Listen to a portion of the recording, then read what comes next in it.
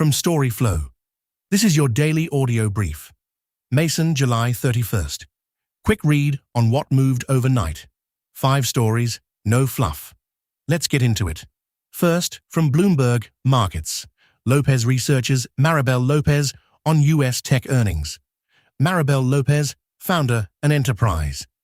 AI lead at Lopez Research, says the strong earnings from Microsoft and Amazon indicate there is still significant runway for AI-driven growth.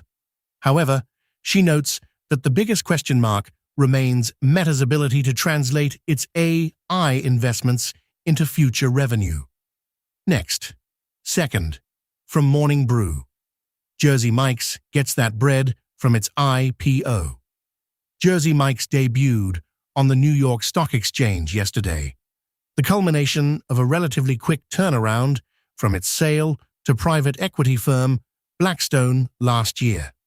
The purveyors of the Big Kahuna cheese steak priced its IPO at $23 per share to raise $1 billion, making it the largest IPO in the restaurant sector since Krispy Kreme raised $500 million with its 2021 IPO. The newly dubbed GMKE opened lower at $21 and closed the day down on 6% from its IPO price. Fast food. PE companies tend to hold for years, but Blackstone fast-tracked the sandwich chain for public trading in 18 months. Up next, third, from Morning Brew. Star A. I hedge fund sells majority of its public profile to Citadel. It's times like these when it's very important to have a company name that doesn't dunk on itself if something goes wrong. AI Hedge Fund. Situational Awareness put out an emergency call to unload more than $10 billion from its public portfolio this week after absorbing massive losses. And then, fourth, from the Daily Upside. Robotic riposte. Beijing threatens retaliation for U.S. ban on imported androids. Beijing and Washington are playing a game of robot chicken as trade tensions over humanoid tech escalate. China's Commerce Ministry on Thursday threatened to retaliate over the Federal Communications Commission's ban on foreign-made robots. The FCC said 2 days before that it was adding advanced robotics, including humanoid and quadruped robots, to a list of restricted imports. The tech poses cybersecurity risks that could threaten critical infrastructure, according to the agency. The FCC did not explicitly call out China, but Beijing was quick to take the ban personally. Next. Fifth, from DEE-FI Education. How much of your portfolio should be in altcoins? Welcome, Avatar. Every crypto cycle produces success stories of participants putting a relatively small amount into the right altcoin and it delivering a 10, 20x or more in a short amount of time. While the largest crypto assets like Bitcoin and Ethereum offer a long-term track record of survival and liquidity, altcoins can offer the chance for a small position to P. Up next. Sixth, from Bloomberg Markets. Asian stocks post biggest gain in 4 months on AI optimism. To continue, please click the box below to let us know you're not a robot.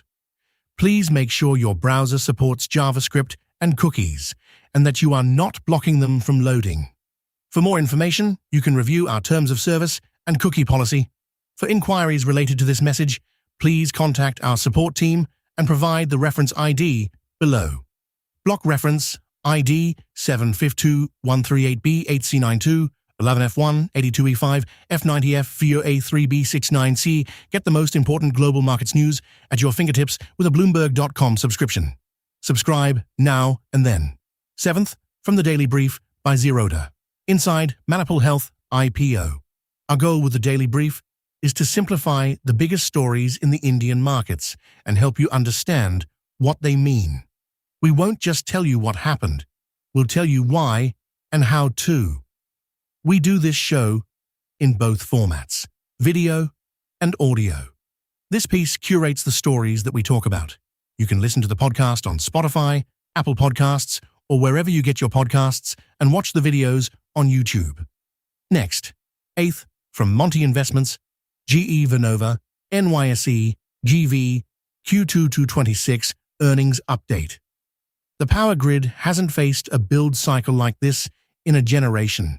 Utilities are scrambling to add capacity. Hyperscalers are bypassing them entirely with dedicated generation. And the list of companies capable of supplying the turbines, transformers, and switchgear to meet that demand is short. GE Vernova sits at the top of it. Q2 26 was a mixed print on the surface. Revenue beat guidance by $330 a meme, while EPS came in 71 cents light. But the numbers that matter most weren't on the income statement. Up next, 9th, from TTE Trading. TTG EOD Market Review. Positions, Themes, and Global Trend Portfolio. TLT fell 0.1%, and the dollar index UUP slid 0.9%, while the VIX steadied around 17. Crude oil dropped 1% to $85 a barrel, and AI-focused stocks led the rally.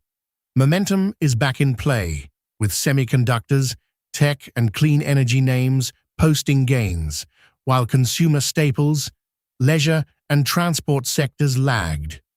The broader market saw mixed moves across the SPY, QQQ, and IWM indices.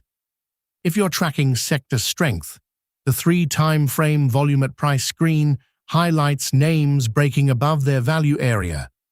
Good candidates for alerts or deeper research. Keep an eye on the evolving themes as the day closes. And then, 10th, from The Market Chronicle, FX signals diverge as S&P 500 rally faces key resistance. The move in the markets today was somewhat surprising, given the size of the rally in a few names, along with what appeared to be intervention in the Japanese yen ahead of tonight's BOJ meeting. Additionally, the Korean won continued to strengthen, despite it being a mild Treasury settlement day. Sometimes, however, news flow can be more powerful than mechanical flows, and today was one of those days. The more interesting point, I suppose, is that the index has now been stuck below 7,450 since July 23rd, and that has remained the key level of resistance. That's the read. Watch the tape, ignore the noise. Back tomorrow. New here? Grab your own free feed at storyflo.com. It only takes a few seconds.